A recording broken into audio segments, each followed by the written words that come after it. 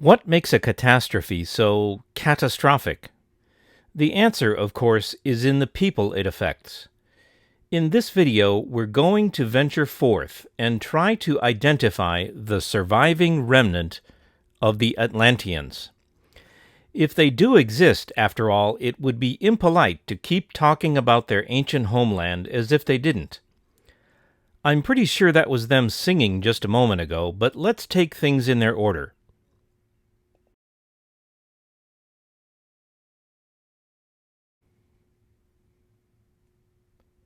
Atlanteans Part 1 Geographical Range in Prehistory.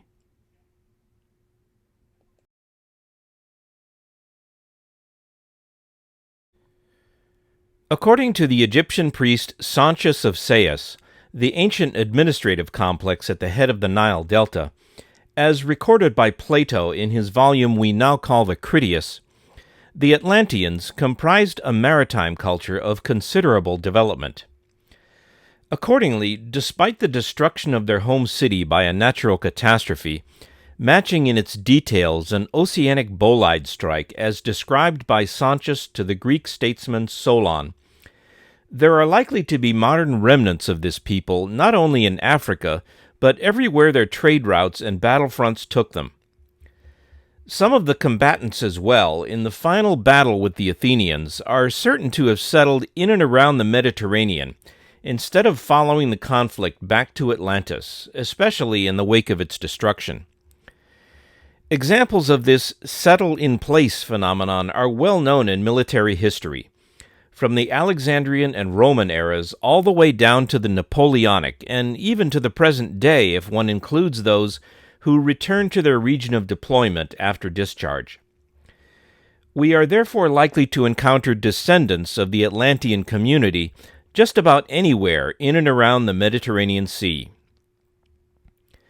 The region surrounding Göbekli Tepe is of particular interest here, as this early Holocene settlement seems to have started up at about the same time that Atlantis was destroyed, or soon after.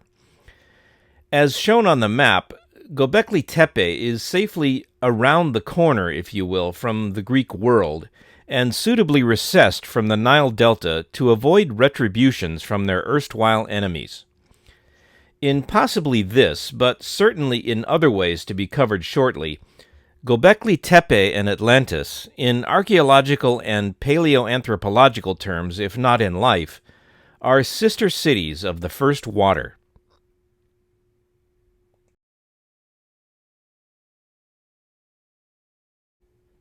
Atlantis was not only a city and a region, but according to Plato, was a wealthy and far-ranging maritime culture.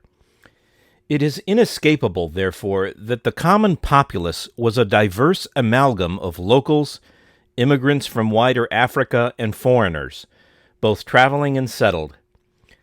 To talk about the Atlanteans in Africa, therefore, is like talking about Romans in Italy or the Babylonians in Persia. A mixed bunch, to say the least, and because of their lasting success, not confined to a particular region. Based on Sanchez's remarks in the Timaeus, as shown on this map, the 19th century antiquarian Ignatius L. Donnelly interpreted Plato's historical account to suggest that the Atlantean trade network had at some point expanded to encompass a transatlantic enterprise.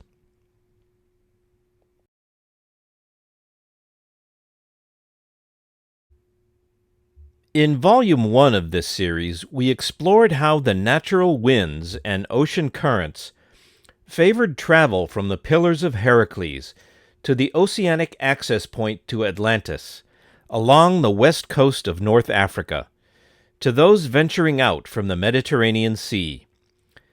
We discovered that those who did would have been swept straight into the navigable waterway leading to Atlantis, without having to do much except bear left around La Guera, at the end of the peninsula jutting out just north of where the entrance would have been.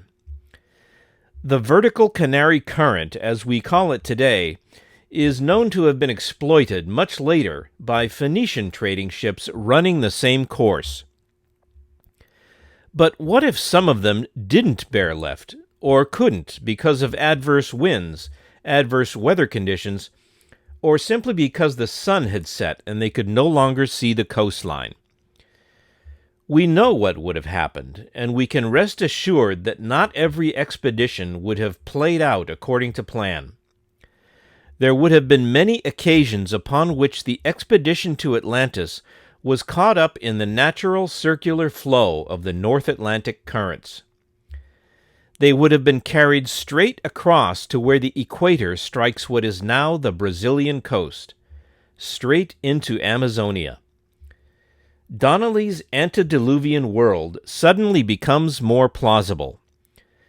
Thanks to Mother Nature, the long way home was, and remains today, the easy way home, not to mention the more scenic and adventuresome, as it follows the prevailing ocean winds and currents, which have not changed in millions of years as they are driven by Coriolis forces linked to the rotation of the Earth.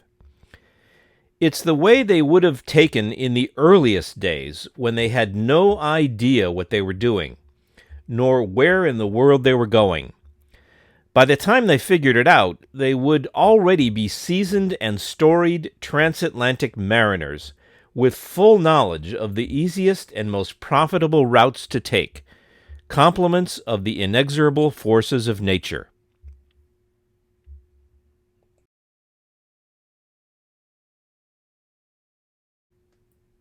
Although the true scope of Atlantean civilization, and for that matter the true scope of any antediluvian civilization, may remain beyond discovering, echoes of something far more expansive than a West African agrarian society permeated the 20th century. To give credence to these half-remembered dreams, we need not ascribe ambition to the Atlanteans, nor to the pre-classical Greeks, nor to any other archaic maritime culture. Quite the contrary, we need only assume they were less than perfect, starting out as might any emerging culture by fits and starts, by trial and error. For it is not by ambition that, as Sanchez of Sayas put it, you might pass to the whole of the opposite continent which surrounded the true ocean. Rather, it is by way of this accident of navigation and seamanship that can only have been all too common in ancient times.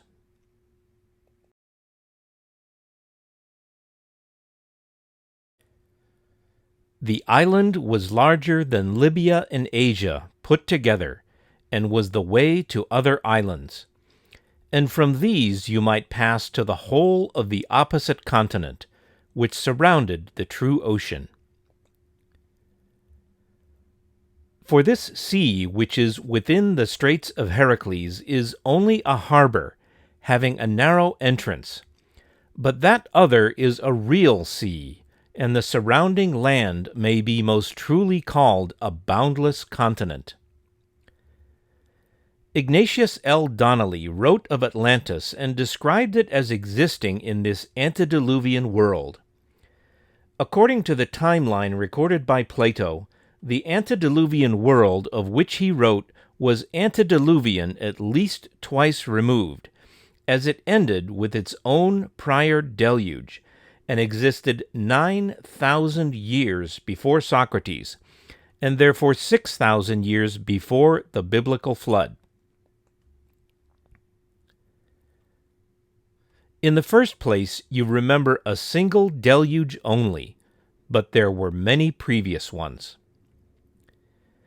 It is clear enough from Plato's text that the single deluge only that Sanchez tells Solon the Greeks remembered at the time of Socrates is the great destruction of Deucalion, which probably corresponds to the Burckle abyssal crater in the Indian Ocean, created circa 2900 BCE, and to the regional flood myths such as that recounted in the Judeo-Christian scriptures. The many previous deluges, as Sanchez described them, would therefore have occurred over the millennia preceding the biblical flood, and by implication of the context of Socrates' Symposium, included the one that destroyed Atlantis.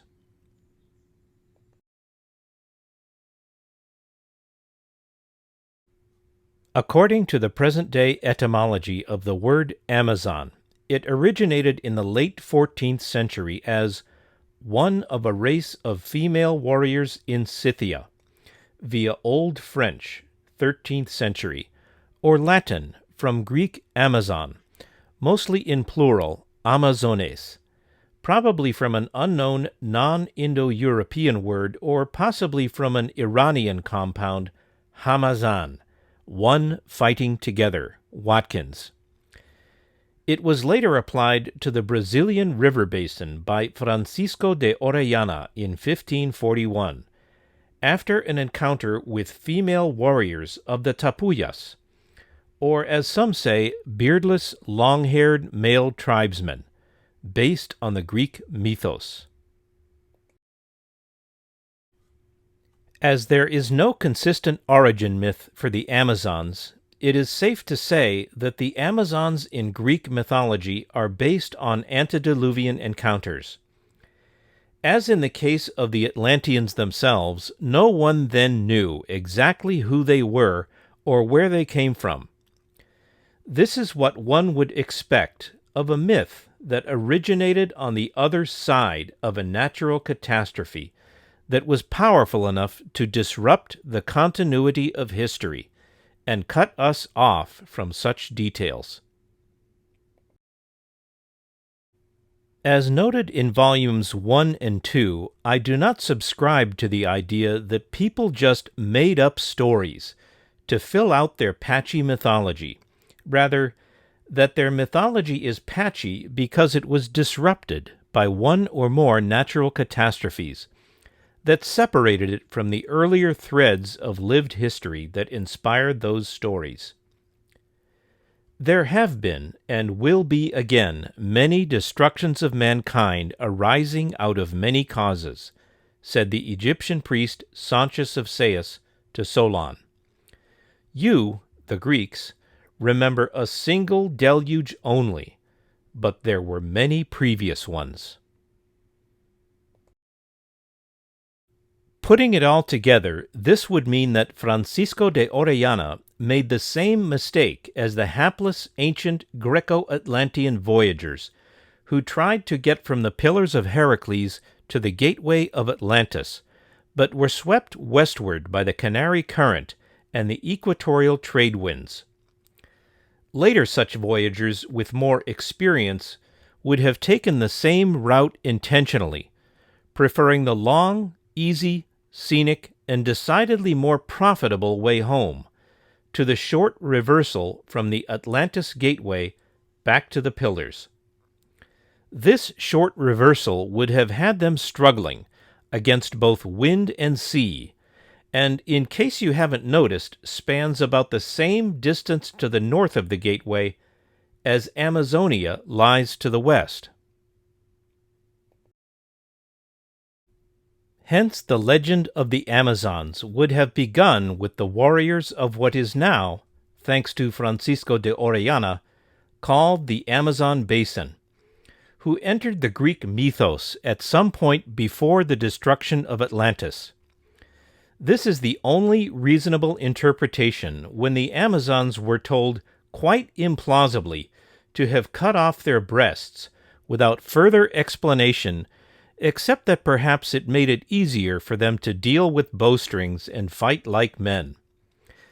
No, these were male warriors who were mistaken for female by prejudiced outside observers because of their general appearance. Besides, I know from karate and fencing classes that women have no trouble making their breasts all but disappear just by tying down appropriate clothing or body armor. Therefore, the impetuous idea that they would cut them off has to have originated with those who heard stories of bare-chested men who otherwise looked to jaded Mediterranean eyes like women. Those had to have been the warriors of the Amazon Basin. As shown just previously, it was not that hard for Greeks to get there. On the contrary, it was a bit of a challenge for those venturing out through the Pillars to avoid ending up there.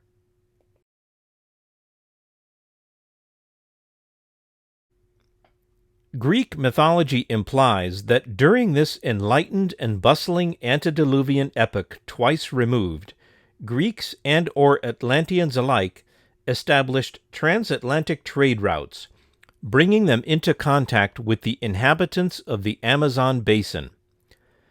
The cataclysm associated with the Younger Dryas meltwater pulse 1b, circa 11,400 years before the present, would have then reset Greek history for several thousand years until the classical era.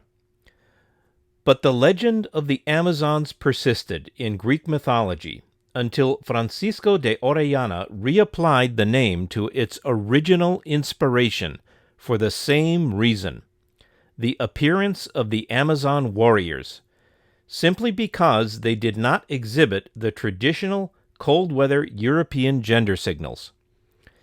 The hip, modern-day Amazon basin warriors in this photo, by contrast, exhibit European-style male gender signals and a distinctively Hollywood look.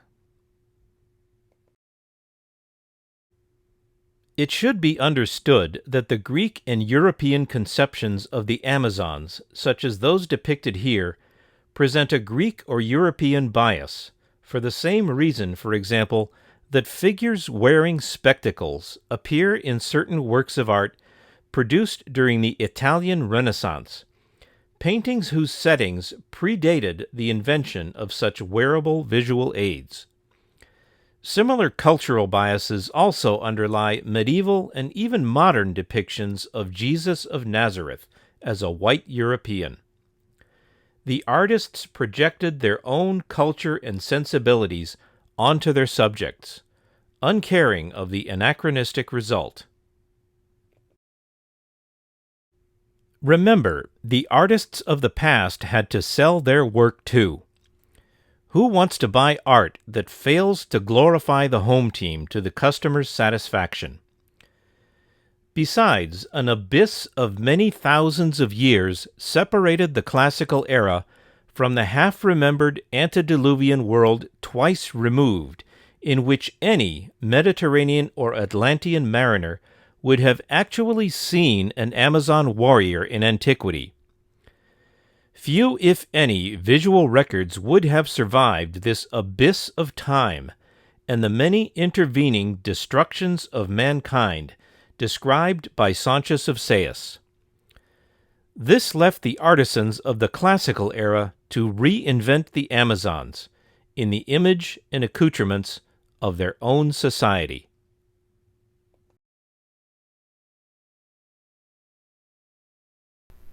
It's a weak argument, in the example of Atlantis, for instance, to say that everything was destroyed, except when there's ample evidence to indicate that everything was in fact destroyed. Such an argument would not stand up in court, but must have its place in science if science is to avoid stagnation. Time and its endless procession of intervening events change everything, including the depiction of Amazons that's been passed down to us through the ages. Even modern scientific illustrations of prehistoric peoples, for example, contain unconscious time slips, the most common being to depict them as unclean and wearing cartoonishly shoddy apparel, as though they had lived in the European Dark Ages, and not in a far earlier period intolerant of anything short of strict hygienic discipline and tidy, visually appealing, unfailingly practical, and well-organized apparel. We have two reasons to understand this. First, look at indigenous peoples today. Are they not dressed more neatly and colorfully than a typical New York City slicker? Second, ask anyone in the military. Tidiness and discipline create a feedback loop between practicality, respect, and self-image that sustains the survival mentality and that will always prevail against the relentless filtering processes of natural selection. One can't just throw on a putrid animal skin and expect to survive in the ice ages. For one thing, the wolves would race to the smell, hoping to devour you before you froze to death.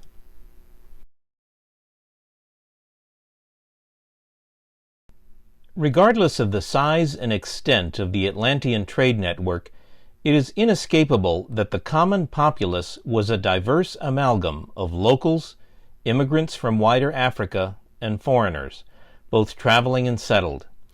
That said, Plato describes the kings of Atlantis as a royal lineage. If we focus our search on the ruling class of Atlantis, they will lead us to all of the Atlanteans by association in due course.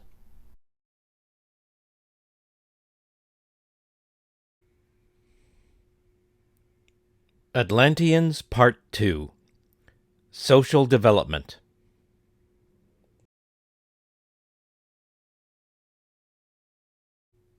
The Atlanteans, as described by Plato, existed before any evidence of farming had appeared in the paleoarchaeological record. This is not to say they could not farm, since an absence of evidence is not evidence of absence. They had, moreover, constructed an elaborate waterborne natural resources transport network, quote, by the labors of many generations of kings through long ages, end quote. According to Plato's record of an account given by the Egyptian priest Sanchez of Sais to the Athenian elder statesman Solon. They used this 2,000 to 5,000 kilometer extended network of transport channels, only the main circuit of which is shown schematically on this map from Volume 1 of this series, to bring natural resources from deep in the hinterlands of what was then a lush green Sahara down to the city.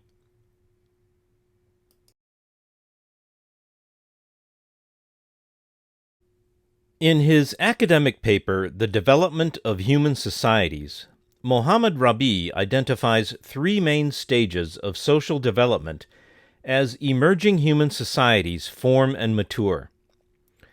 The pre-agricultural stage, hunting and gathering, the agricultural stage, and the industrial stage, with the acknowledgement of an information stage in later development characterized by a mushrooming of information gathering, storage, and sharing as driven by technology.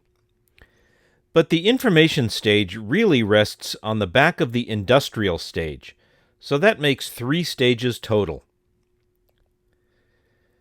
The excavation of the pre-pottery Neolithic settlement at Göbekli Tepe, which flourished between 9,500 and 8,000 BCE, just after the destruction of Atlantis, curiously, gives us a glimpse of a 4th transitional stage between stages 1 and 2. Let's call it the settled gatherer stage. Thus we have 4 stages: hunter-gatherers in the Pleistocene epoch, settled gatherers, Göbekli Tepe and Plato's Atlantis, farmers and ranchers in near prehistory, and industrial development characterized by a rapid differentiation of skills.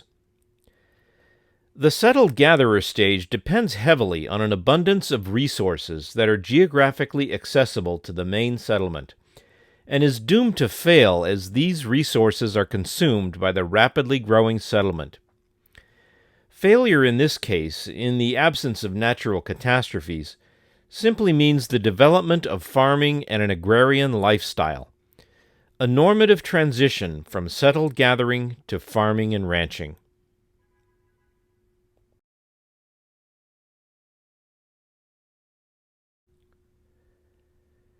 As is believed in the case of the contemporaneous pre-pottery Neolithic settlement at Göbekli Tepe, Plato's description places Atlantis in the settled gatherer stage of human development, in which they had domesticated or otherwise managed their supply of wild game, reduced their dependency on hunting, and settled into a fixed location to which they could bring gathered resources to a fortified place where they could store and defend them.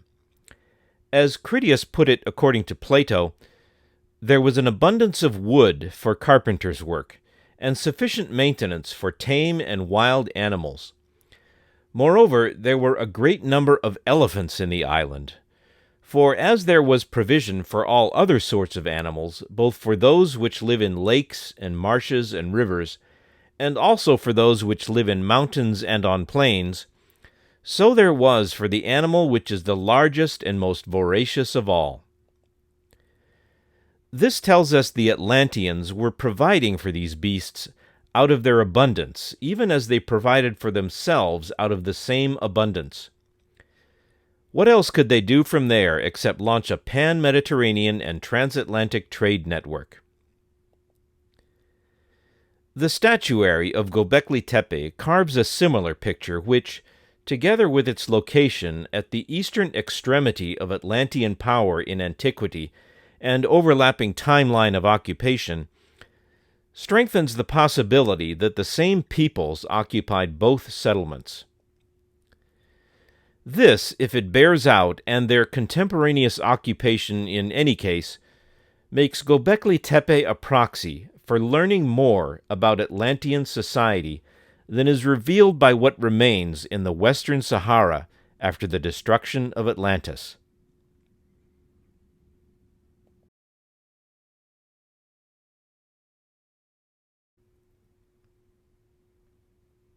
Atlanteans Part 3. The Clockwork of Bolides that punctuate history.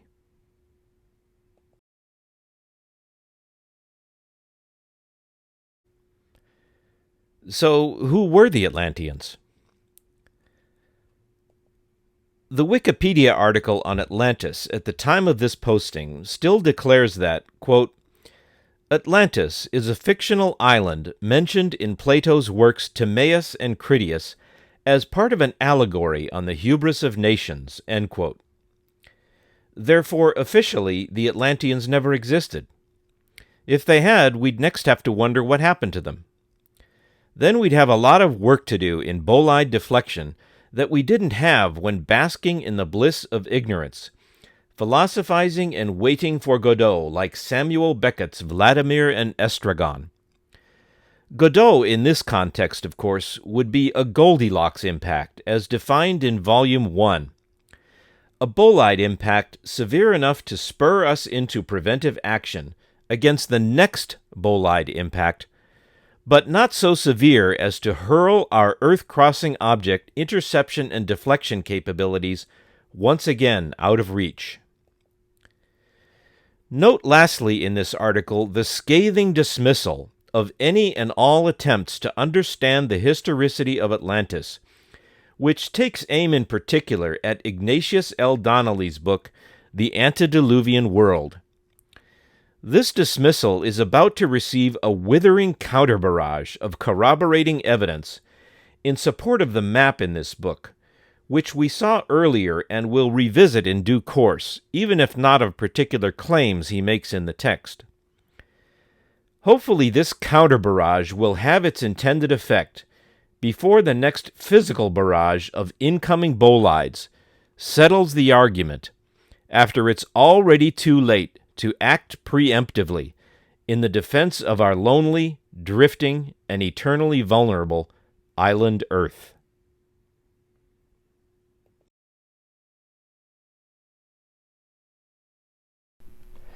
By promulgating what society has marked with menacing totems as taboo subject matter, and warding off those fearful of their reputations, Wikipedia makes it easy for educated amateurs such as myself to swoop in after dark with night vision goggles, so to speak, and examine the broader evidence seriously.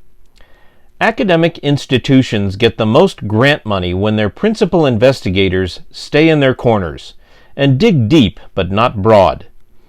Those who dare to connect the dots run the risk of stepping on tenured toes, some of them possibly just down the hall. Connecting the dots ist streng verboten in such institutions and is often held synonymous with speculation. That leaves the rest of us free to do so, and those of us who keep the big picture in mind while comparing what we find in one focus area with what we find in others, stand the best chance of finding something new. In case you hadn't noticed, I'm having a field day with this series, all thanks to Wikipedia and the conventional wisdom it is sworn to uphold. It's like charging down the football field with the librarian's crystal skull under your arm and 10 heavyweight linebackers clearing the way ahead of you and heading off the flankers. Except that it's not the librarian's crystal skull, it's just an organized assemblage of mundane parts of the puzzle that all fit together well enough for further consideration. Serious researchers continue to rely on Wikipedia to supply us with quick access to the essentials of every subject, even as it runs interference with stubbornly misleading dogma. Data that used to be hidden in private and institutional libraries has suddenly exploded onto the internet. The gaps in our understanding that no one cares to examine are all just sitting there, awaiting our intellectual conquest. In this day and age, we are truly data-rich and analysis-poor.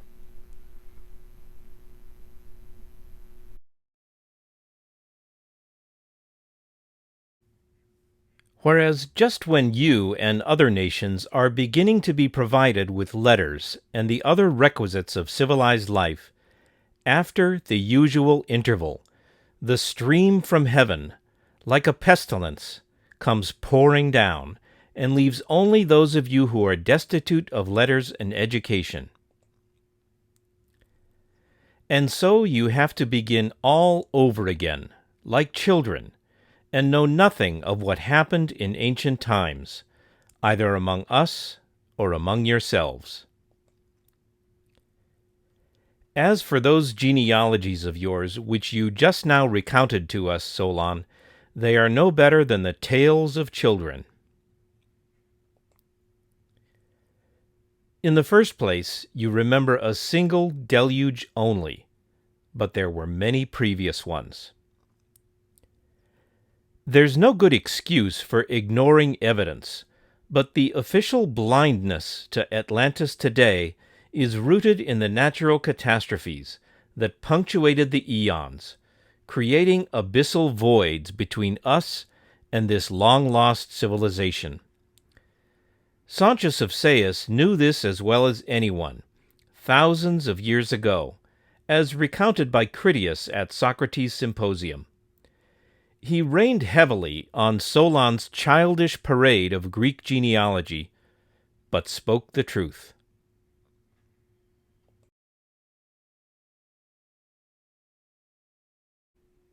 At least two natural cataclysms separate us from Atlantis. Their echoes through history suggest in their particulars that they were both oceanic bolide impacts.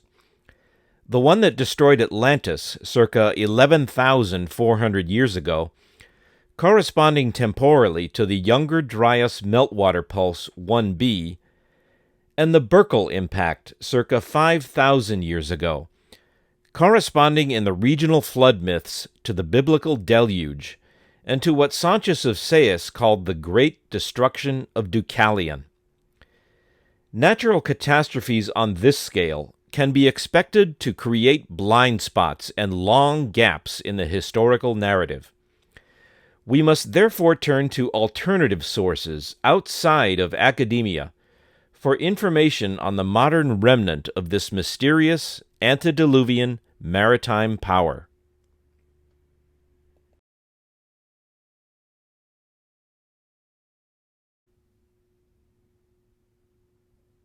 Atlantians, Part 4. Echoes and Rumors.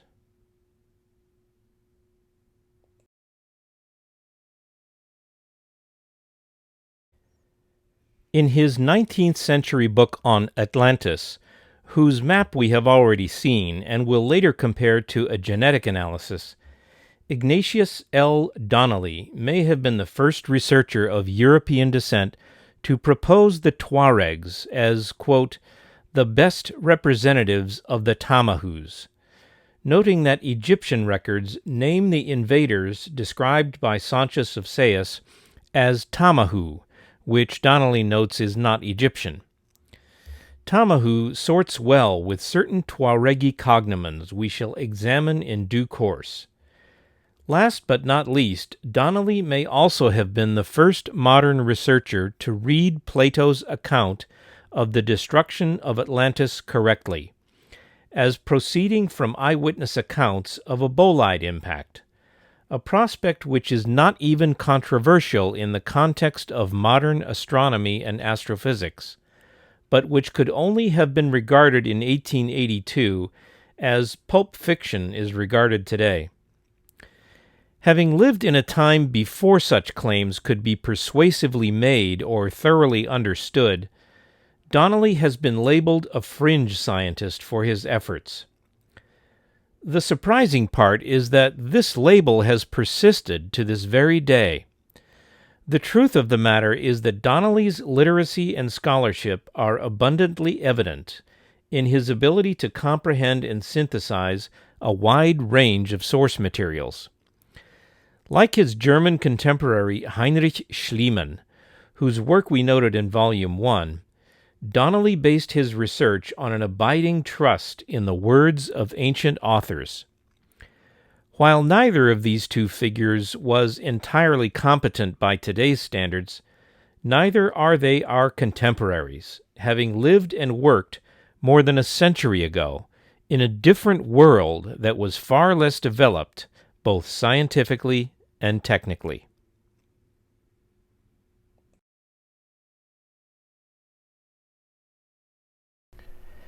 Because the Atlanteans, though clear and present in ancient sources and in modern folklore, do not officially exist, we must look to antiquarian and social sources if we want a clearer picture of them than the ancient sources and associated mythology have already painted. We can begin with a short story by H.P. Lovecraft with Adolphe de Castro entitled The Last Test, in which they connect us to the thinking of the early 20th century and the first golden age of archaeology. The second golden age is upon us now, leaving us awash in satellite imagery, online maps, and current research, available to everyone with an internet connection who wants to aggregate and analyze it in the hopes of piecing something together that reveals something new to the modern era. It's open season on archaeology. I've said it before and I'll say it again. We are data rich, but analysis poor.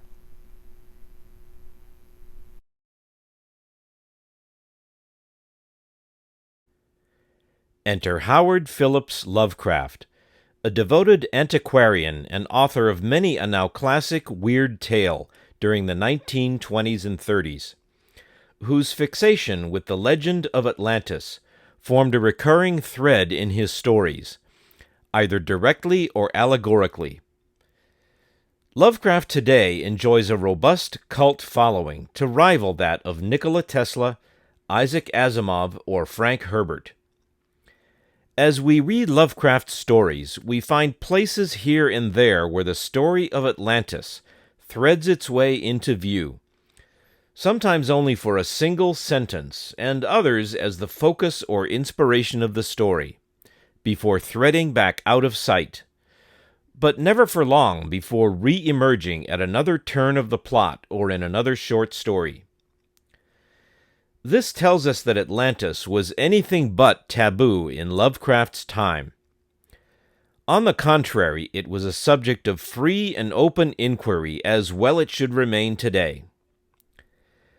Let's jump right in with an outtake that jumps right back out at us from The Last Test, one of Lovecraft's many dark tales filled with antiquarian gems, in which he connects us to the thinking of the early 20th century and the first golden age of archaeology.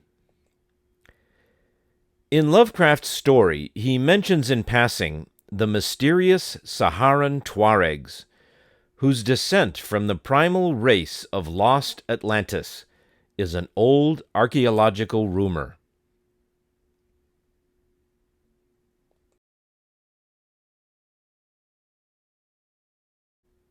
So, what were the rumors? I love rumors, as long as they're not about me. They give us treasure hunters valuable leads to follow. But wait a minute.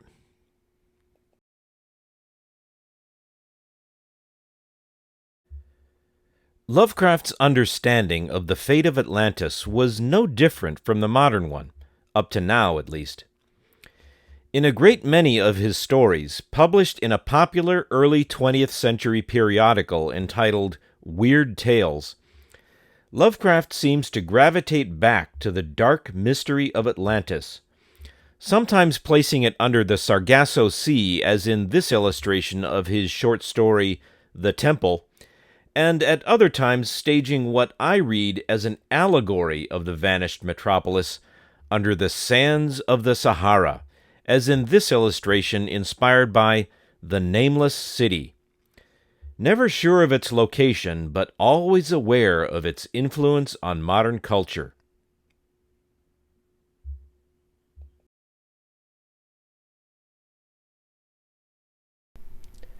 With an understanding of Atlantis proper as an ancient city that literally sank beneath the waves, Lovecraft mentions an old archaeological rumor about the mysterious Saharan Tuaregs as being the modern-day descendants of its long-lost inhabitants.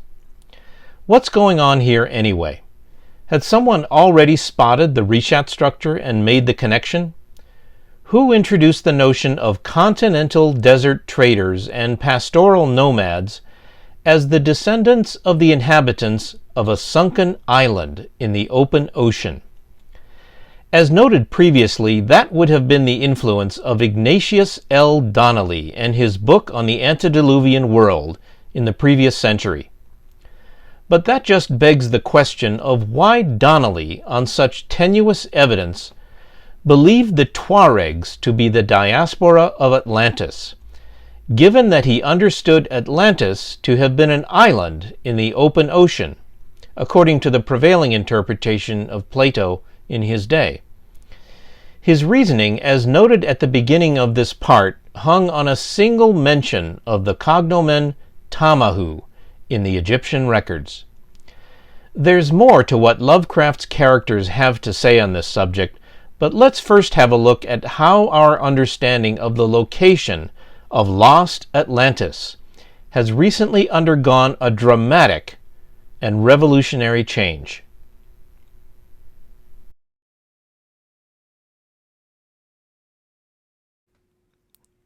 Aeroplanes were still slow and low-flying in the 1920s, and it is not clear whether nor how many of that era had any inkling of the giant remnant known today as the Reshat structure, hiding in plain sight for 11,300 years, until spotted in all its glory in the 1960s by the Gemini astronauts, who used it as a ground reference to monitor the progress of their mission operations.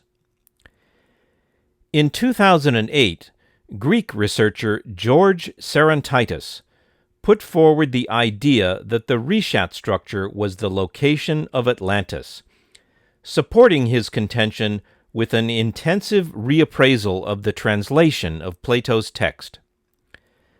While George has since delved deeper into the question of Atlantis and been met with several criticisms, his critics seem incapable of keeping the big picture in mind, citing false dilemmas as legitimate criticism. Examples include the origin of the Reshat structure, which Plato has already acknowledged as, quote, fashioned by nature and by the labors of many generations of kings through long ages, end quote. Given only that the Atlanteans existed and took an active interest in their surroundings, this characterization of their habitation, regardless of its true location, lies forever beyond reproach. It is simple, crystal clear, and unassuming. The present elevation of the Reshat structure above sea level has also been called out, which the Serantitis critics characterize as inconsistent with Plato's literal description of its flooding. My answer to that is in Volume 1 of this series. See also The Great Shoal of Mud in Volume 2. All of these troubles notwithstanding, the seminal contribution of George Serantitis to our understanding of the Atlantis myth cannot be overstated. 10 years later, in 2018, a YouTuber named Jimmy Corsetti, whose channel is called Bright Insight, brought wider attention to the idea of the Rishat structure as the location of the lost city of Atlantis, bringing more eyes to bear on the subject, including mine, though my own interest was due in part to a long-planned remedial foray into classical Greek literature after a long sojourn with Chinese philosophy. Those who criticize Serentitis have also cast shade onto Corsetti's coverage, as though his imagination were somehow less important than their false dilemmas. Jimmy's channel is filled with bright insights into this and many other mysteries of science, archaeology, and the lost civilizations they can help us unearth. Lovecraft seems to have been none the wiser in the last century, which tells us that in his century, as in Donnelly's and in the centuries that ran before them, Atlantis was widely perceived as a sunken island, not a desert remnant. So again, why the Tuaregs?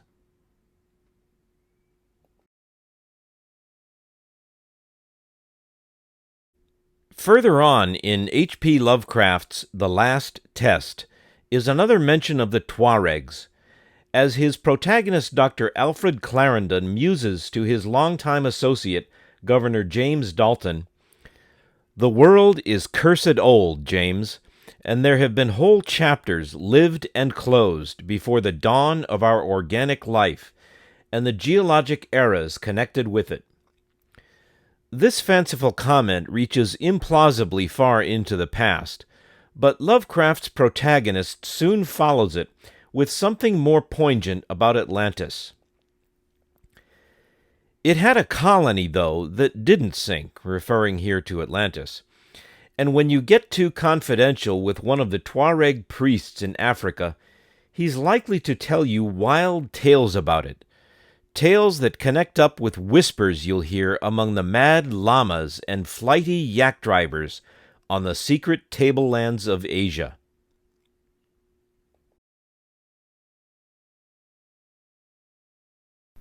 Lovecraft's reference thus appears to have originated with the Tuaregs themselves. While little more is said of these wild tales as his story follows its own course, the point to be taken from this is the abiding confidence in early 20th century folklore in the primacy of the Tuaregs as the living legacy of Atlantis. The Tuaregs are real people, and the case has been well and duly made in previous volumes that Atlantis was a real place. In folklore, as well as circumstantially in the genetic and linguistic traces we shall soon examine, there seems to be a strong connection between the two.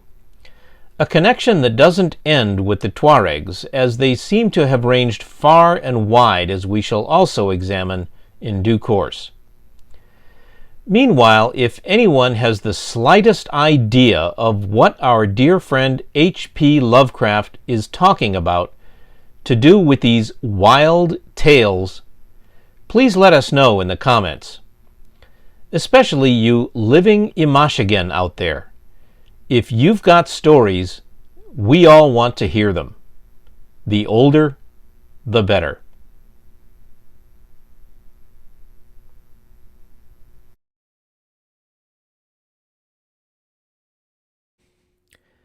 And might Lovecraft's reference to the mad llamas and flighty yak drivers on the secret tablelands of Asia refer to the regions in and around Göbekli Tepe, which we postulated earlier in this volume as a possible post-Diluvian refugee sanctuary for displaced Atlanteans who were at sea in the Mediterranean when the Atlantis-ending Bolide hit.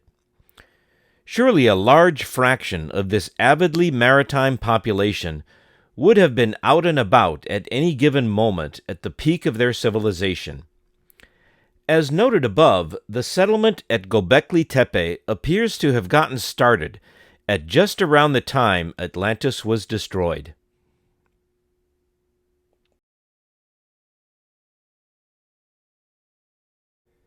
Then again in The Temple, Lovecraft reinforces the notion of an ancient city which, in the modern literal interpretation of Plato's words, taken in parts but not as a whole in historical context, as we did in Volume 1 of this series, literally sank into the depths of the Atlantic Ocean.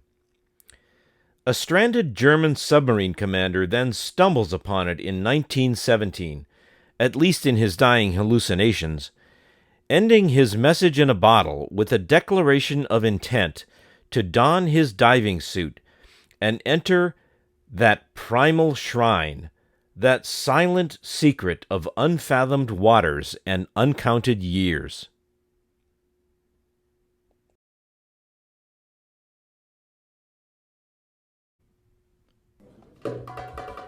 Meet the Imashegen, the real-life Fremen of the Sahara Desert, known to the outside world as the Tuaregi.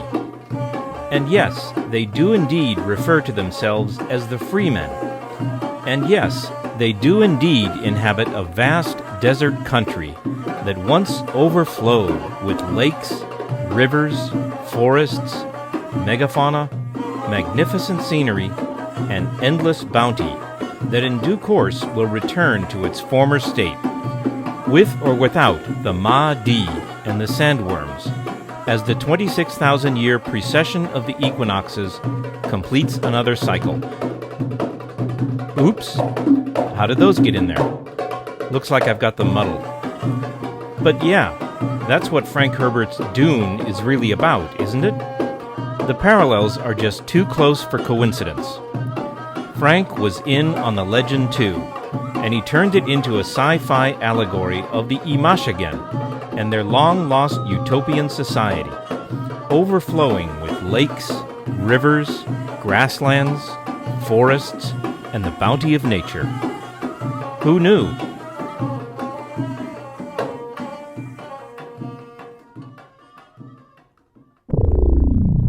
Sahara, Dune,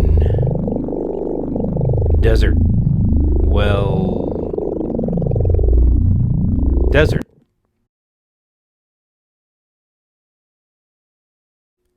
According to the Wikipedia article on Frank Herbert's Fremen, the author of the astronomically popular Dune series took inspiration for his mysterious desert warriors from the North African Bedouin and San peoples.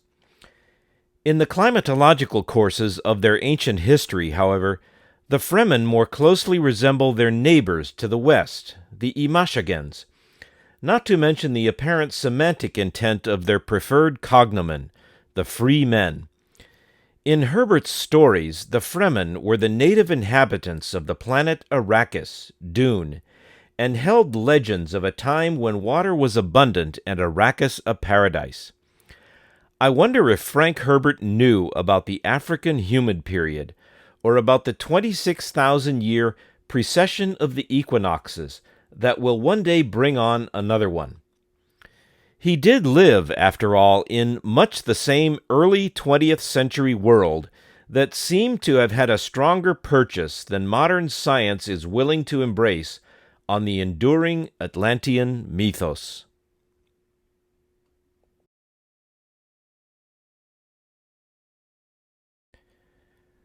Look up the Tuaregs, or Imashegen, on Wikipedia if you want to learn more.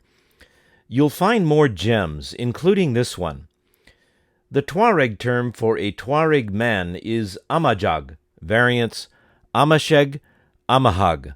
The term for a woman, Tamajak, variants Tamashek, Tamahak, Tamajagen. Spellings of the appellation vary by Imashegen dialect. However, they all reflect the same linguistic root preferred by the Imashegeni themselves, expressing the notion of freemen.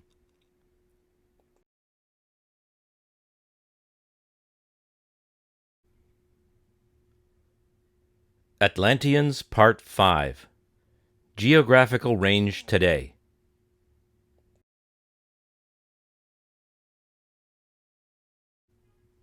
The Tuareg today inhabit the Saharan regions of North Africa, Niger, Mali, Libya, Algeria, and Burkina Faso. Tuareg is an Arabic term meaning abandoned by God. They call themselves Imahog, translated as free men. No one knows the true origin of the Tuareg,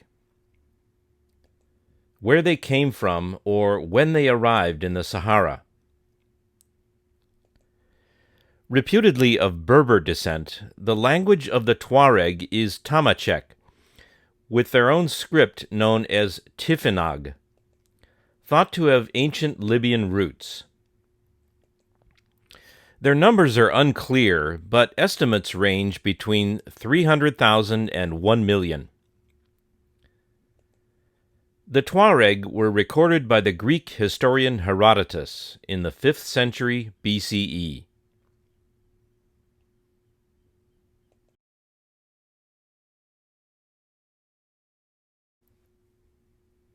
I followed this old archaeological rumor that Lovecraft mentions about the mysterious Saharan Tuaregs, and have so far discovered the following.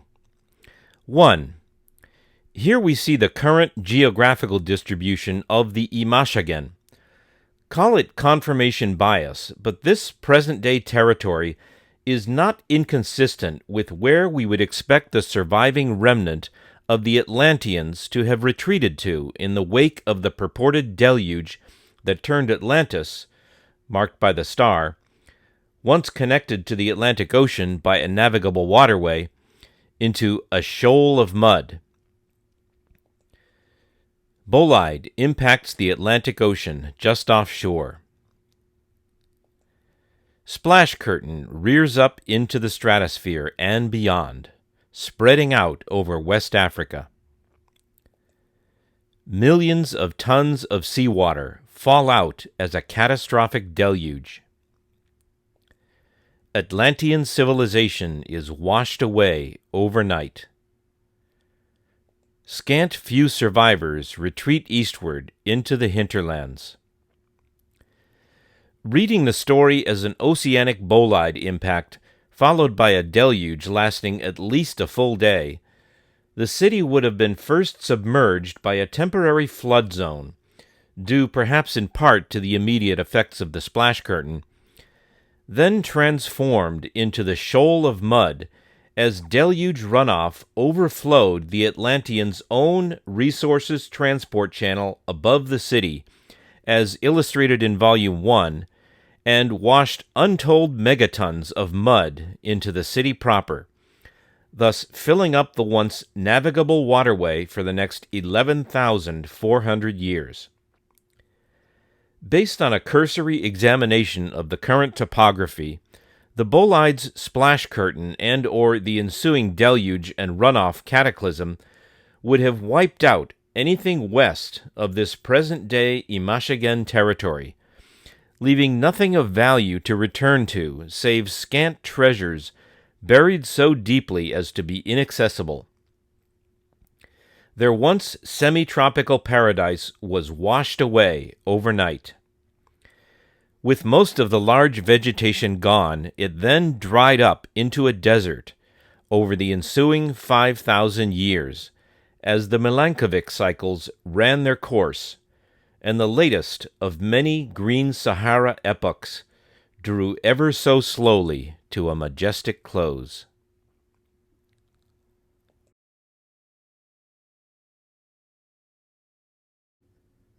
Two.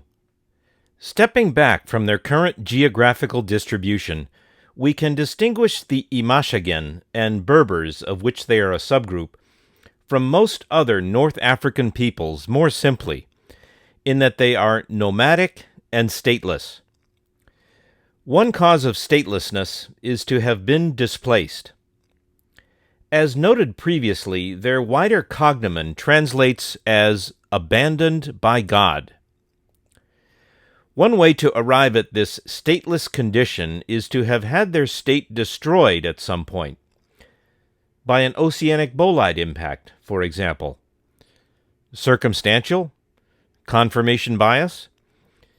Without excluding either of these possibilities, we must keep in mind that Plato's Atlantis and the modern cognomen of the Imashegen, as a people hammer-struck by angry gods, are mutually consistent, and therefore not inconsistent with their perception as displaced Atlanteans. The fit to the legend of Atlantis and the manner of its destruction is seamless. The human mind is constantly searching for connections by which to make sense of coincident events.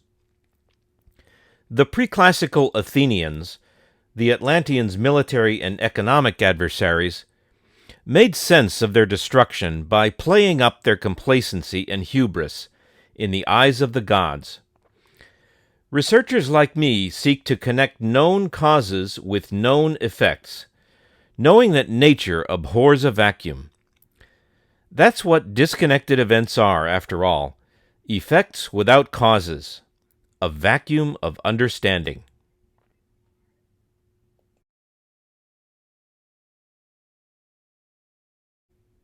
Three. Here's where the Imashegen gain geographical interest as displaced Atlanteans. By some accounts, Tuareg translates to inhabitant of the drainage channel. According to one source, the word Tuareg has its origins in the Arabic language, and as noted previously means abandoned by the gods.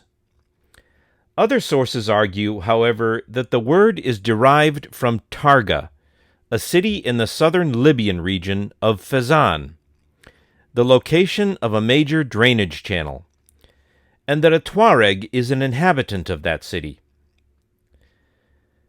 I would like to suggest here that this reference to the drainage channel at Fezzan may have been backfilled in the modern era from a prior identification of the Imashegen as the inhabitants of a different drainage channel long after the destruction by catastrophic flooding of the largest artificial drainage channel ever constructed had faded from human memory.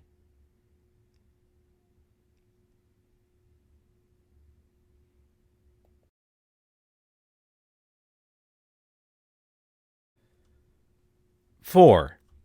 The Imashegen trade routes today reflect their cognomen as a free people, ranging over ancestral territories and doing business along the way with the descendants of ancestral trading partners with whom they have coexisted for many thousands of years. Their trading range seems oblivious to their settled range depicted on the preceding maps. Note also the connection of these trade routes to Egypt, making them truly trans-Saharan. It is likely that the Imashegeni share common ancestors with Egyptians, as both peoples are likely to have originated from Neolithic communities around Lake Megachad and other large remnants of the slowly receding Mediterranean Sea, before geologic uplift contributed to their incremental isolation and drying out. The descendants of the Egyptians found refuge to the east along the Nile River, while those of the Imashegeni, according to Plato, built their own paradise around the waters of the Rishat structure to the west. 5. Note finally in their western extents that the Imashegeni trade routes pass directly through the Rishat structure. What do they say to each other as they pass through this nameless city of the imagination, worked by their distant ancestors into a watery paradise of infinite abundance, before nature intervened and erased it from the map and from history in a single day and night of misfortune? Did nature also erase it from their cultural memory? Or do they whisper to one another of ancient wonders as they pass through the Guelb Rishat? Are these whispers silent and mutually understood? Or do audible words, or songs, or poems yet tell of what once was there?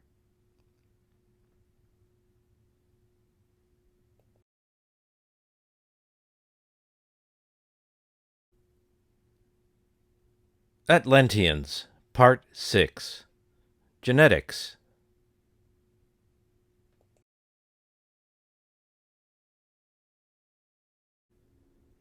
It was noted previously, under geographical range in antiquity, that the Atlanteans in their prime were a mixed bunch, and because of their lasting success, not confined to a particular region.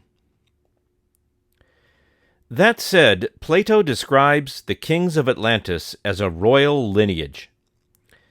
We may suppose, therefore, that this lineage and that of the ruling elite of Atlantis is traceable in the genetic record. While the genetic record says nothing of the social context from which it derives, this does not prevent us from examining this record in the modern-day inhabitants of North Africa. In short, we are looking for a lineage that can be traced back to the time of Atlantis, the centuries and millennia leading up to its destruction about 11,400 years ago.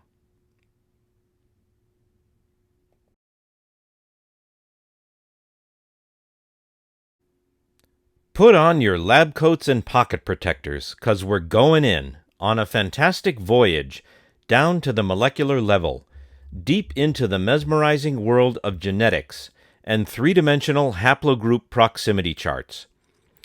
I'll spare you the introductory tutorial, as the delay would hardly be fair to those already familiar with genetics.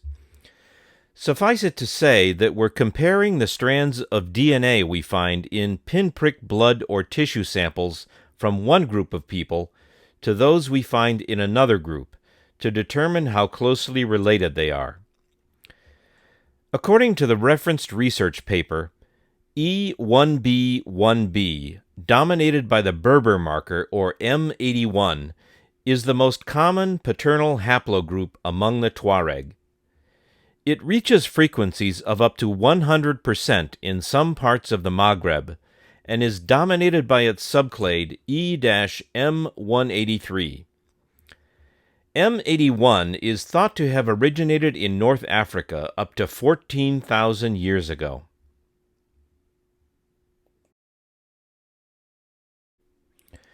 Compare this to the onset of the African humid period, circa 14,600 to 14,500 years before present. This places the date of origin of the Imashagen's principal genetic marker 500 or 600 years into the African humid period, which established the environmental preconditions for an Atlantean civilization of the sort described by Plato. According to Plato, Atlantis was destroyed some 11,400 years ago, which would have allowed 3,000 years for an Atlantean civilization to take root and flourish. Noteworthy as an aside, while we're here, the African humid period ended about the same time as a giant bolide slammed into the southern Indian Ocean, creating the Burckle abyssal crater, covered in Volume 1 of this series, lofting millions of tons of seawater into the stratosphere and inundating the surrounding coastal regions.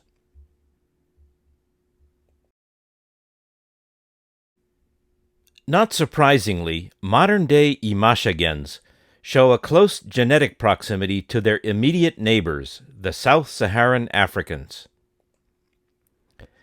The Imashagen range today shows that they do business along ancestral trade routes, populated by the descendants of ancestral trading partners, with whom they have coexisted for many thousands of years.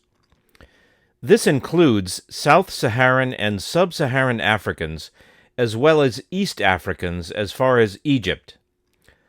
Although we need not stress the point to understand how inevitable it would be for Imashagens and South Saharans to be closely related, we can plainly see on this map that the bulk of Imashagen trading partners today are inhabitants of the South Saharan Desert, consistent with their genetic proximity to one another.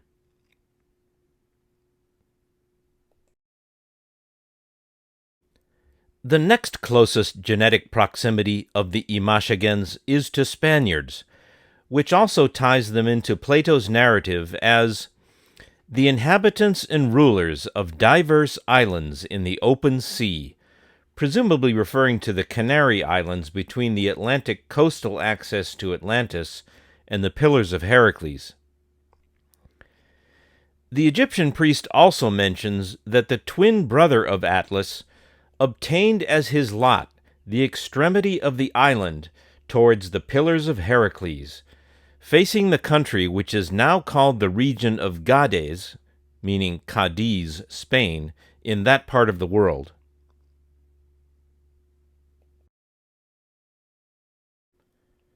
A little further away from the Imashagans genetically are the Europeans, which is consistent with Plato's narrative of a seafaring civilization who, according to the Egyptian priest, held sway in our direction over the country within the Pillars as far as Egypt and Tyrrhenia. Tyrrhenia corresponds to Etruria, known today as Tuscany, the ancestral home of the Etruscans, as noted previously.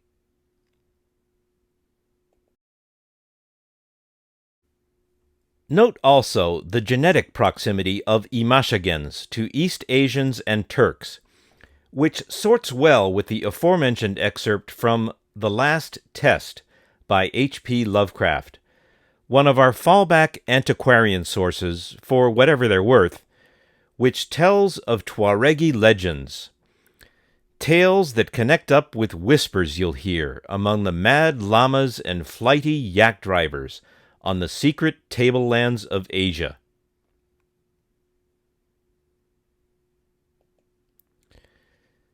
Remember, Göbekli Tepe got started about the time Atlantis was destroyed, casting it as a possible post-Diluvian refuge for Atlantians, suddenly orphaned by the disappearance of their parent culture.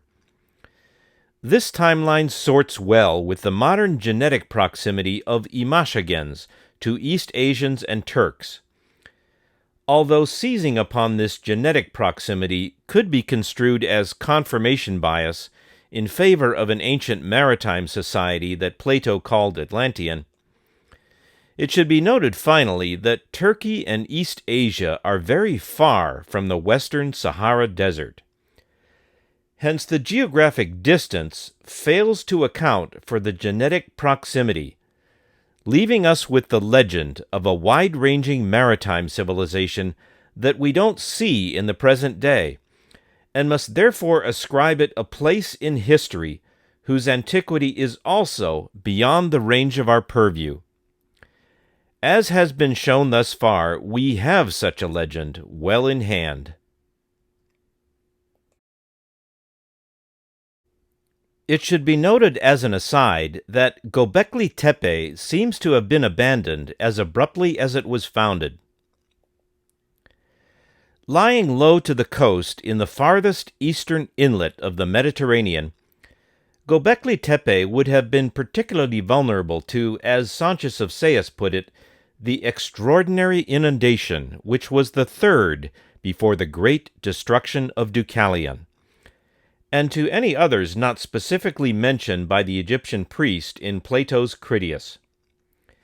As demonstrated by the catastrophic examples of Banda Aceh, Indonesia in 2004, and of the areas in and around Sendai, Japan in 2011 and 2016, coastal inlets like the one hosting Göbekli Tepe will collect and focus incoming wave energy onto smaller land areas, thus increasing the depths to which they are covered and the thoroughness with which their light and loose elements are washed away. In the case of Göbekli Tepe, whatever its geophysical history, for the most part only megalithic structures and protected stone imagery, such as the carvings we examined earlier in this volume, remained for subsequent generations to find. Such inundations would have motivated the permanent abandonment of these and similarly vulnerable settlements for fear of future inundations. subject, of course, to resettlement by later arrivals, unaware of their vulnerability to inundation.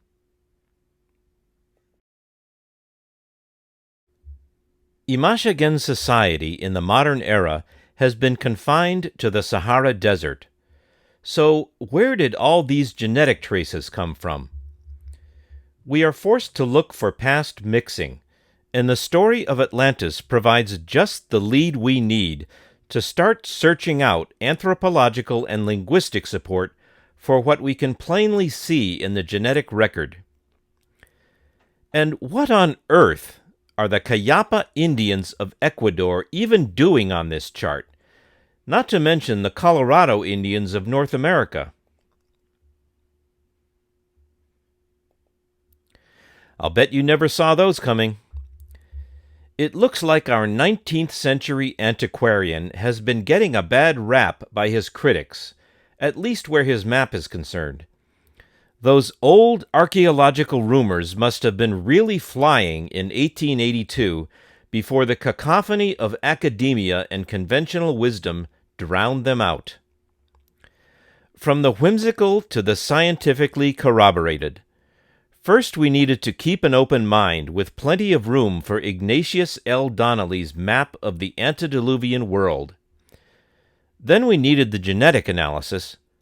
And finally, we needed to make the connection to the indigenous Cayapa of Ecuador and to the indigenous Colorado of North America. Now we've really done it. Should we treat these outliers as supportive of our 19th century dignitaries' proud creation, or sit quietly and kowtow to the conventional wisdom on this subject and to the blistering condescension of academic dismissal? This matchup doesn't necessarily validate or refute anything else in Donnelly's book, but it lends a great deal of credence to his map. The higher they sit, the harder they fall, and how the mighty are fallen today. Well, starting today, or maybe next week.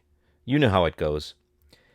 And to the distinguished Ignatius L. Donnelly, if you can hear me, think nothing of it, sir. It's your book, and you wrote it.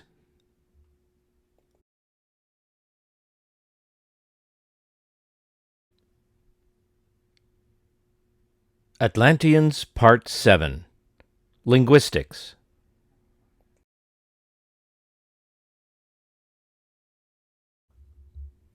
According to Plato, Atlantis was destroyed some 11,400 years ago, which, according to the 14,000-year genetic record of the Imashageni we just examined, would have allowed at least 3,000 years for an Atlantean civilization to take root and flourish.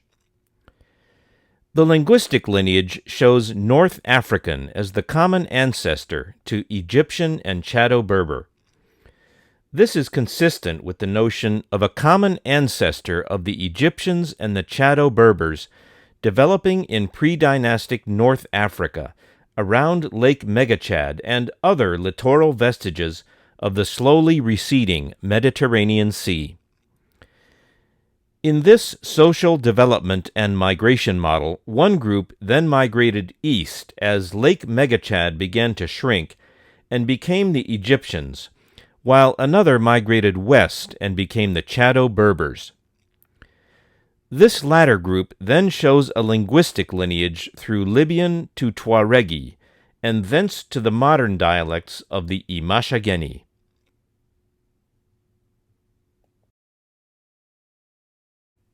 According to the Wikipedia article on the Egyptian language, quote, of the other Afro-Asiatic branches, linguists have variously suggested that the Egyptian language shares its greatest affinities with Berber and Semitic languages, particularly Hebrew. However, other scholars have argued that the ancient Egyptian language shared closer linguistic ties with northeastern African regions.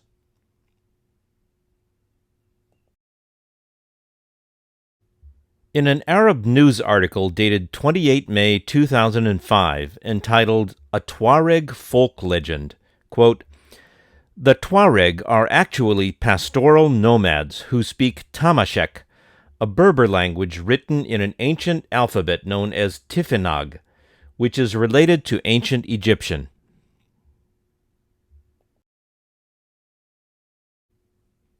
According to the Wikipedia article on the Tuareg languages, quote, "The Tuareg languages constitute a group of closely related Berber languages and dialects. They are spoken by the Tuareg Berbers in large parts of Mali, Niger, Algeria, Libya, and Burkina Faso, with a few speakers, the Kinnan, in Chad."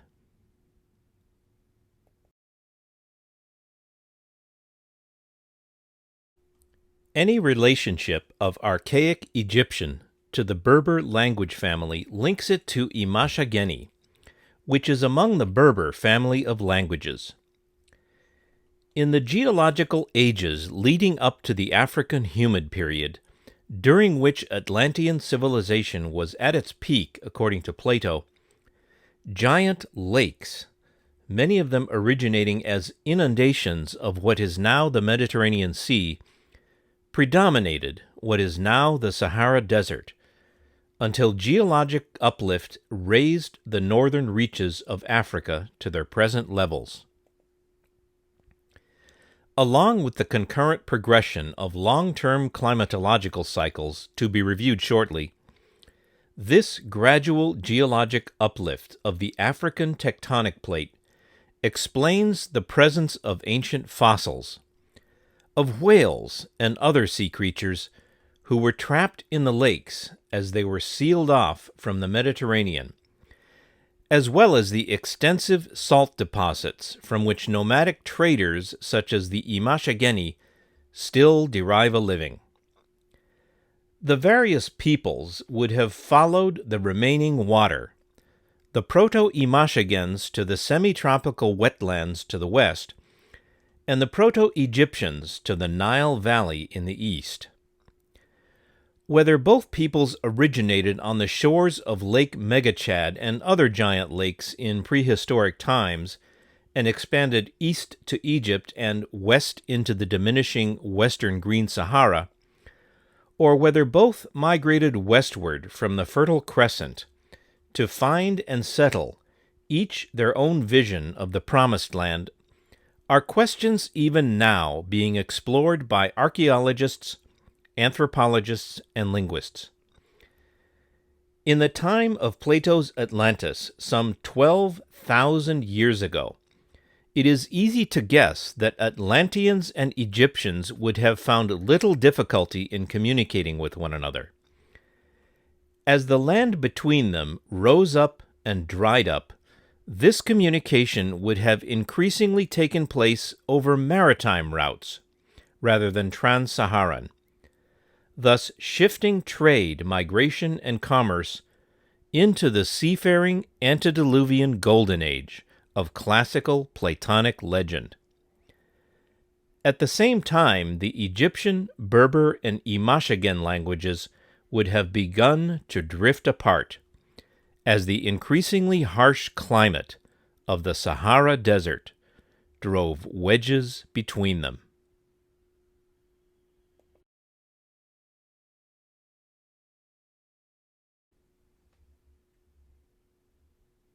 Atlanteans, Part 8. Green Saharas.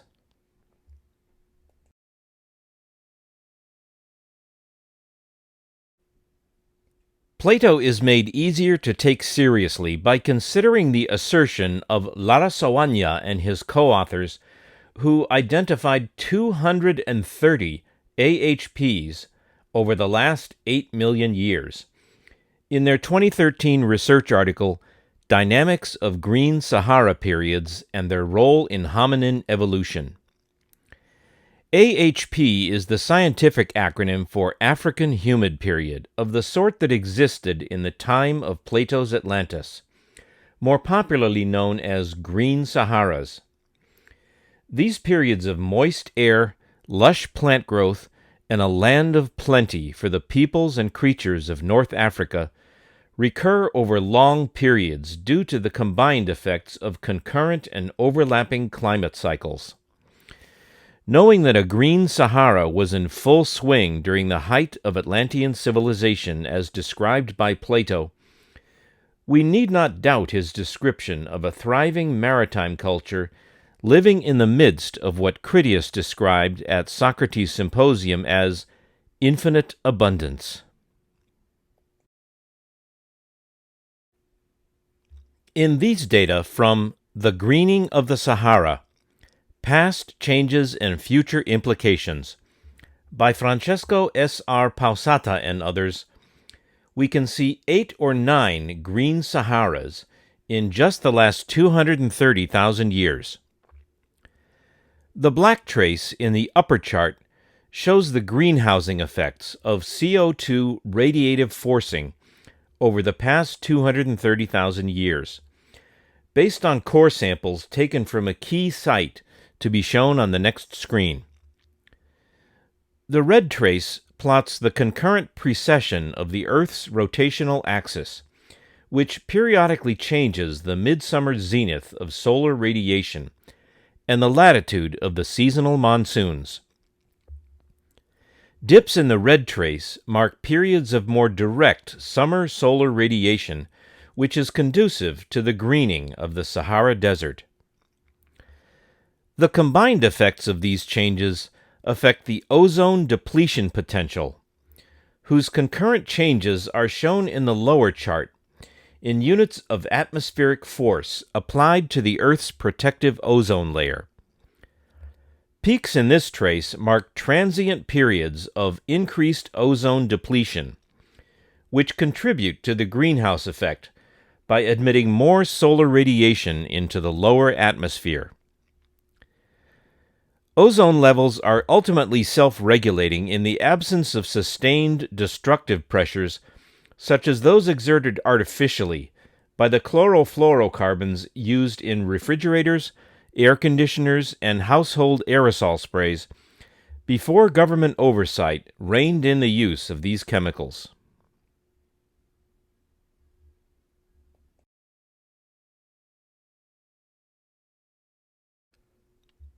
This map shows the CO2 core sample sites that supplied some of the data presented on the previous screen.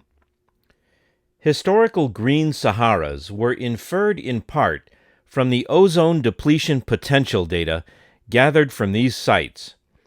The published results we just saw derived from the samples taken from Site 967, just southwest of our second favorite settled gatherer site, Göbekli Tepe.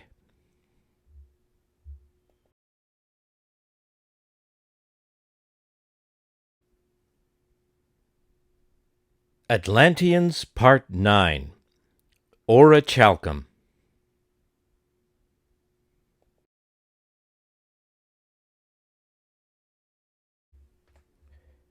In the first place, they, the Atlanteans, dug out of the earth whatever was to be found there, solid as well as fusile. And that which is now only a name, and was then something more than a name, Orichalcum, was dug out of the earth in many parts of the island, being more precious in those days than anything except gold. Critias. The entire circuit of the wall, which went round the outermost zone, they covered with a coating of brass. Critias.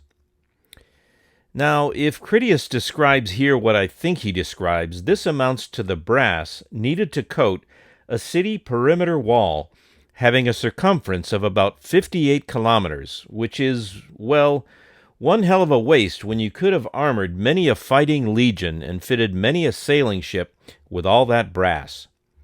But what do we know? Just because there isn't a superabundance of untapped copper and zinc in West Africa today doesn't mean there wasn't a superabundance at the height of Atlantean civilization. And the circuit of the next wall they coated with tin, and the third, which encompassed the citadel, flashed with the red light of Orichalcum. This red light of Orichalcum, more than anything else, is what makes Atlantean architecture famous, but leaves a lot to the imagination. Modern definitions of orichalcum describe it as an artificial amalgam, the possible components being described according to Wikipedia as, quote, a noble metal such as platinum, as it was supposed to be mined, or one type of bronze or brass or possibly some other metal alloy. Well, make up your mind. How quickly they stray. When we lose track of what Plato wrote, we start immediately to lose our way, because Plato is our source on Atlantis. So get it right, Wikipedia. Plato's orichalcum was, read my lips now, dug out of the earth. So it can't be, quote, one type of bronze or brass or possibly some other metal alloy, and platinum, as everyone knows, is white in color. You're pulling that out of thin air just to avoid looking too much like a believer in Atlantean fairy tales.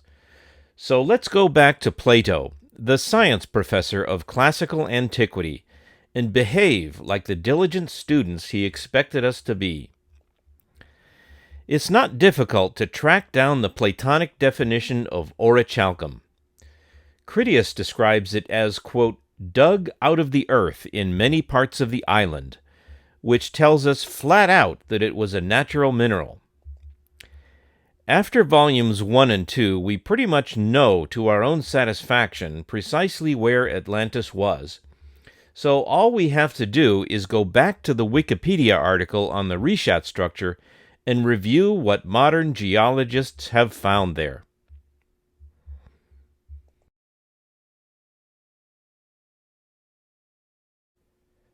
According to the Wikipedia article on the Reshat structure, the Reshat structure is an eroded geological dome, 40 kilometers in diameter, exposing sedimentary rock in layers that appear as concentric rings. Igneous rock is exposed inside, and there are spectacular rhyolites and gabbros, which have undergone hydrothermal alteration, and a central megabreccia. We went over the definition of a breccia and a megabreccia in Volume 1, and these denote on a larger scale the types of rocks out of which the Reshat structure was assembled through natural processes. The component rock types are rhyolites and gabbros. Please take note here of the word spectacular, as this would have been important to Atlantean architects bent on masterful artistry in the finished dwellings, temples, and fortifications they constructed.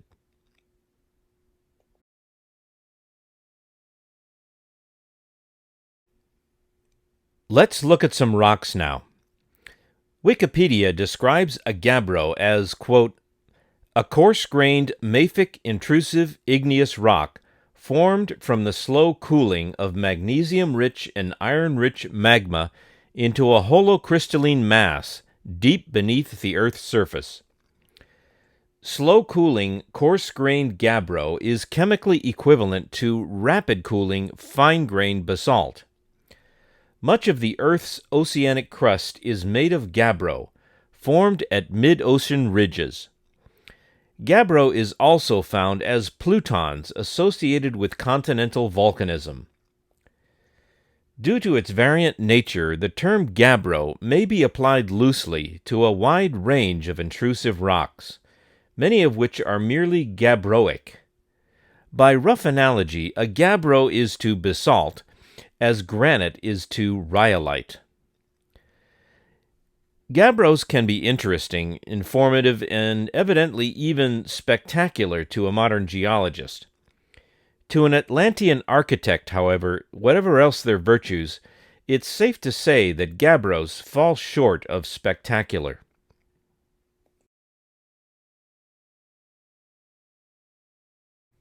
So, what's a rhyolite?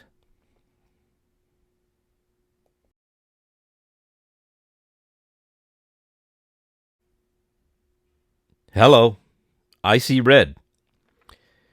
Wikipedia describes a rhyolite as, quote, the most silica-rich of volcanic rocks. It is generally glassy or fine-grained, aphanitic, in texture, but may be porphyritic, containing larger mineral crystals, phenocrysts, in an otherwise fine-grained ground mass. The mineral assemblage is predominantly quartz, sanidine, and plagioclase. It is the extrusive equivalent to granite.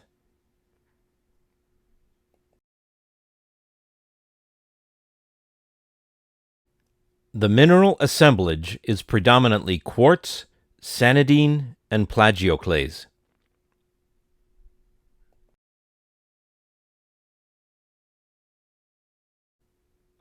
These are all translucent, light-refracting, and reflecting sparklers, and the supporting matrix, or ground mass as they called it, at least in the case of the specimen we just saw, lends the color to the refracted and reflected light. Anyone who has seen crystalline jewelry in and out of doors knows very well the difference between the flat, meager sparkles they see indoors or under artificial light, as in these images, as compared to the brilliant effervescence they see in direct sunlight. The Atlantean architects would have been even more strongly biased towards stones that looked good in natural light, because, aside from their shadowy cooking fires, that's the only kind of light they had back then.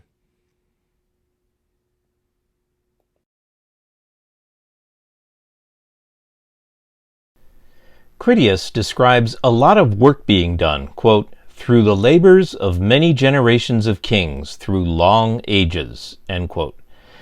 This makes it clear the Atlanteans had a lot of time on their hands, and if we understand them correctly, they had energy and industry to spare in forging new metals from raw materials, if they knew they would add to the visual appeal of their architecture. But in Orichalcum they found something ready-made. Their buildings flashed with the red light of Orichalcum, as Critias reported at Socrates' Symposium. They didn't shimmer or shine like metal. To be a natural source of delight. A natural source, not artificial. That's a description of a natural mineral, not of a forged metal. We know straight away which natural minerals they were using because we've seen the reports of the geologists who investigated the site. Plato's text isn't much to go on in this case, but the few words that reach us from antiquity, if taken at face value and compared with what has been found at the Rishat structure, tell us that Orichalcum was rhyolitic stonework.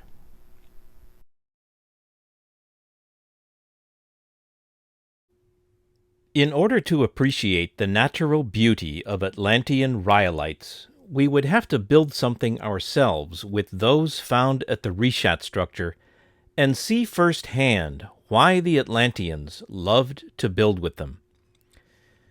And I'll tell you a secret. Go over to a YouTube channel called Archaic Lens, formerly Indie Archaeology, and you'll see a courageous adventurer who's been to the Rishat structure several times now. Guess what he discovered? The local peoples still, after 12,000 years, build their stone dwellings with black, white, and, you guessed it, red stones, varying the color to please the eye, as Critias reported at Socrates' Symposium, and to be a natural source of delight. Why make life difficult when you can make it beautiful instead? According to Critias, the Atlanteans had this philosophy well in hand, long before the Greeks ever dreamed of a life well examined. Stopping what they were doing as the sun rose and set each day on its eternal cycle, they could pause to reflect on their sparkling architecture, especially as reflected in their copious, bustling waterways, and say to themselves, "We created this, and it's better than what we were given."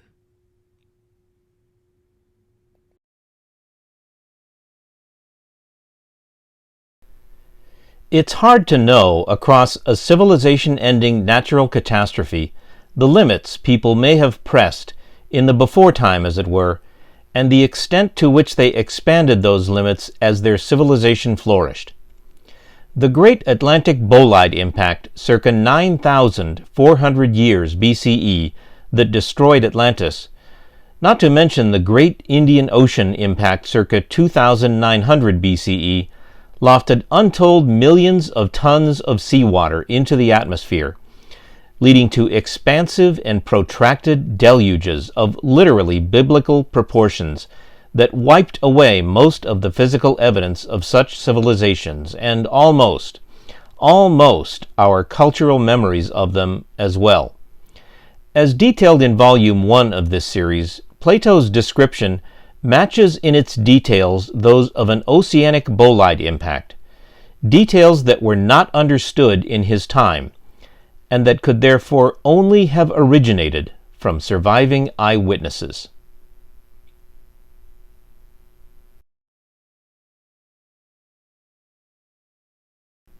There have been, and will be again, many destructions of mankind arising out of many causes. Thus spake Sauntius, Egyptian keeper of archives at Sais. It's time we started behaving like indigenous people and listened to our ancestors. We must act on the warnings they convey to us across the unknowable void of untold ages before the need rears up unexpectedly, without enough time to react. They could scarcely have imagined a world in which these destruction events have become preventable, let alone such a world in which no preventive action is taken.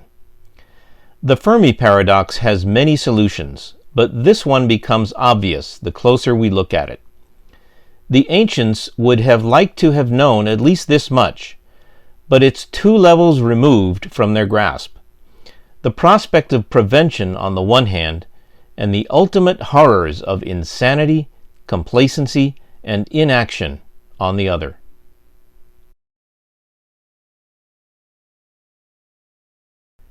If you've made it this far, you won't want to miss the next volume in this series. There's never been a better time to subscribe. Thanks for watching.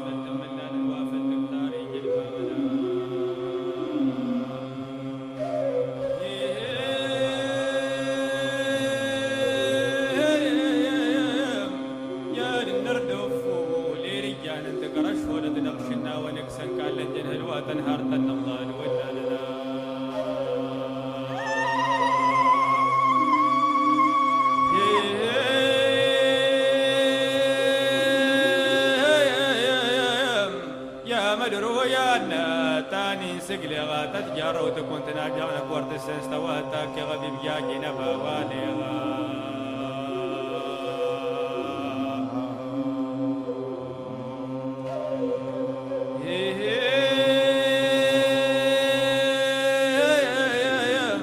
يا لبي بجاجي نبا واليغا قلات يكال بارغ سيلا غاميني سيدك بارغ هي هورة يا واجيغا